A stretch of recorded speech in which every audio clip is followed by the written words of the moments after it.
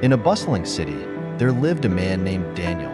He was a high-powered executive, always on the move, his phone constantly buzzing with emails and notifications.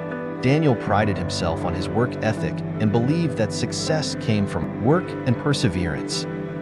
One evening, Daniel was walking home from work when he saw an elderly man sitting on a park bench. The man appeared frail, his clothes worn but clean. Next to him was a small cardboard sign that read, "Talk to me, free stories and wisdom." Curious but skeptical, Daniel hesitated. He thought about the deadlines he still needed to meet and the pile of work waiting for him at home. But something about the man's calm demeanor drew him in. Finally, Daniel sat down and said, "All right, you have 5 minutes. What's your story?"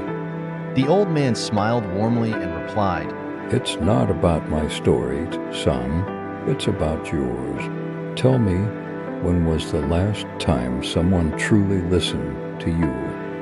Daniel was taken aback. He couldn't remember.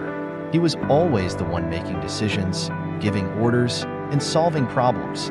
No one ever asked how he felt. And so, he began to talk. At first, it was about work, his demanding schedule, the stress of managing a team. Then, without realizing it, he started sharing deeper things. His strained relationship with his wife, the distance growing between him and his teenage son, the loneliness he felt despite his achievements. The old man listened intently, never interrupting. When Daniel finally paused, the man nodded and said, "You've built a tall tower of success, but it seems you forgot to build a door for others to come in. People don't need perfection, they need connection. When was the last time you truly listened to someone else?" Those words hit Daniel like a bolt of lightning. He realized that in his quest for success, he had stopped being present for the people who mattered most. His wife had stopped sharing her dreams with him because he was always too busy. His son had stopped seeking his advice because Daniel never seemed to have time.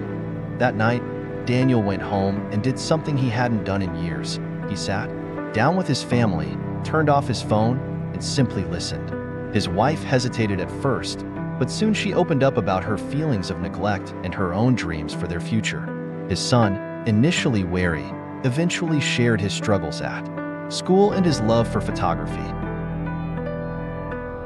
In the weeks that followed, Daniel made listening a priority.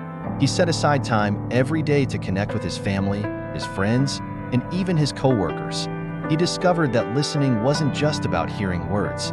It was about making people feel seen and valued. Months later, Daniel returned to the park, hoping to find the old man and thank him. But the bench was empty. Instead, there was a new sign, weathered by the elements, propped against the bench. It read, "Listen more. The world will thank you."